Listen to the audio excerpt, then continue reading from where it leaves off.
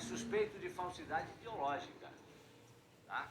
Aqui do Tribunal de Justiça do Paraná. Ele foi denunciado por pelo menos 6 vítimas de falsificar assinaturas e dizer para a Justiça que os acionados receberam intimações, ou ainda de burlar o documento, dizendo para a Justiça que os intimados se recusaram a assinar. Uma das vítimas está com mais de 1 milhão bloqueado na conta bancária por conta disso. A Thaís vai explicar melhor para a gente essa história. Diga lá, Thaís Travessoli.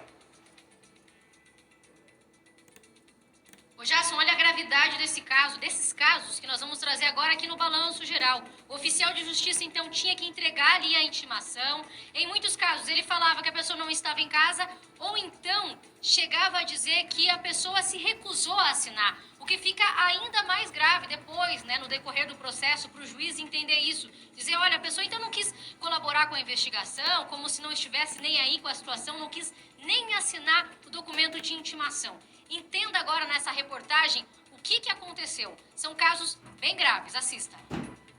Esse bombeiro militar está com mais de R$1 milhão negativo na conta bancária.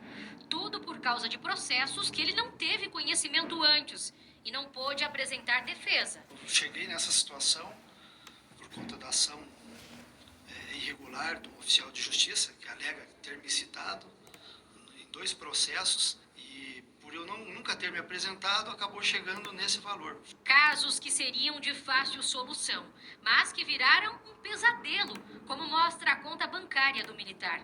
O primeiro caso é de um desacordo comercial envolvendo a compra de um caminhão. O segundo é da transferência de um carro. Danilo só ficou sabendo recentemente. A aquisição do veículo foi de R$ 4.600 em 2008. Eu não transferi esse veículo e acabou me ocasionando todo esse transtorno. Se o oficial de justiça tivesse me citado de acordo, eu teria me apresentado sem problemas, era algo de fácil solução.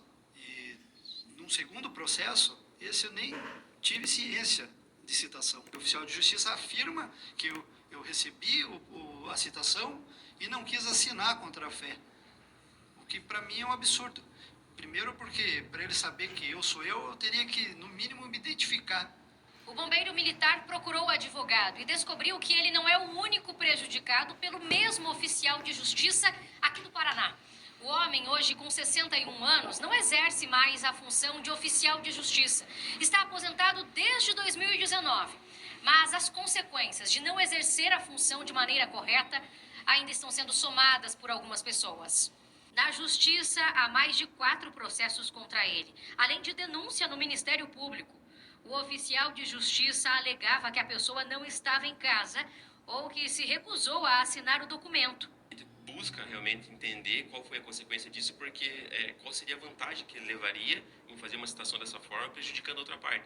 Então já tem mais de 4 processos correndo na justiça pelo mesmo crime, né, pelo mesmo oficial de justiça, com o mesmo modus operandi. Esse outro advogado foi procurado por um médico que teve o mesmo problema. O cliente dele não foi informado de um processo que era de 2018. Em uma das supostas tentativas de encontrar o médico, o oficial de justiça informou que ele não teria aceitado assinar o documento. O meu cliente ele se ausentou do país para retirar férias do período de 10 a 25 de setembro de 2018 e nesse período houve uma citação positiva na residência dele a respeito de uma ação que foi movida contra ele e inclusive na certidão constou pelo oficial de justiça que o meu cliente teria se recusado a assinar a certidão reconhecendo que ele recebeu o mandado de citação. O homem só teve conhecimento do processo no ano seguinte, quando foi intimado para audiência de instrução e julgamento. O advogado pediu a nulidade da citação e hoje a defesa está sendo feita. Quando você certifica a citação de uma pessoa sem ela tomar conhecimento do processo, ela perde a oportunidade de se defender, de providenciar documentos, de contratar um advogado para representá-la. E então é uma situação muito grave. E como o oficial de justiça ele possui fé pública, para você desconstituir uma certidão de citação é muito difícil. Você tem que trazer provas inquestionáveis e também preferencialmente de uma autoridade para que você consiga anular aquele ato.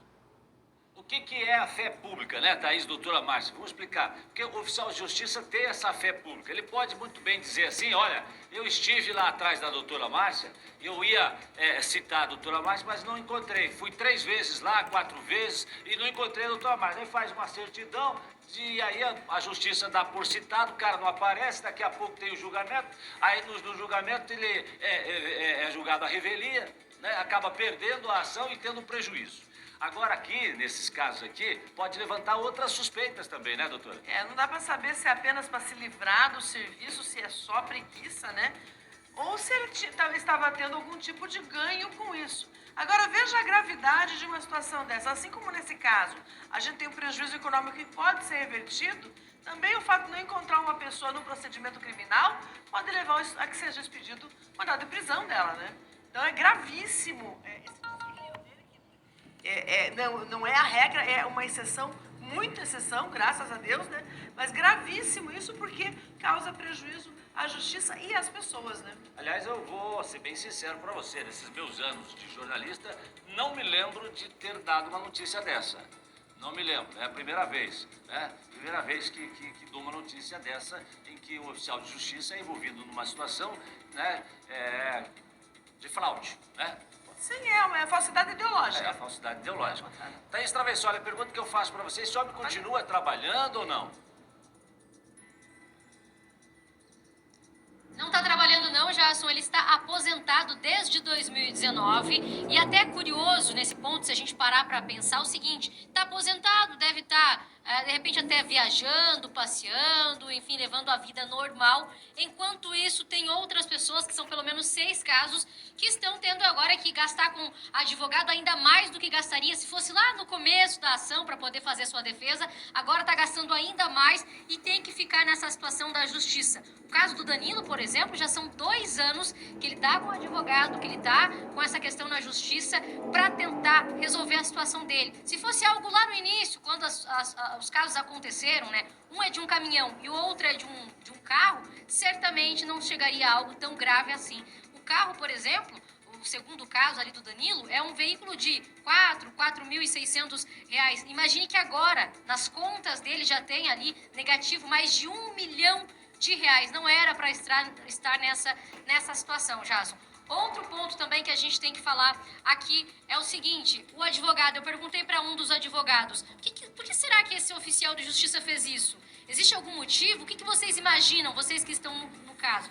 Um dos advogados disse, olha, a gente não sabe o que aconteceu, nós também queremos saber por que é que ele estava fazendo isso. Se era, como a doutora Márcia disse, por preguiça, quis ali não fazer o serviço direito e colocar que a pessoa não estava para assinar, ou então que se recusou a assinar, ou será que tem algo a mais por trás nessa história, tem algum interesse, algo maior que a gente pode estar falando, Jason?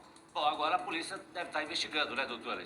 Deve chegar aí a um entendimento, né? Sim, é claro, é do interesse da justiça que seja esclarecido, até porque, como se diz, nós temos aqui 6 pessoas, ou 6 casos, né, que foram movimentados. Será que existem outros? Obrigado, Thaís Travessoli.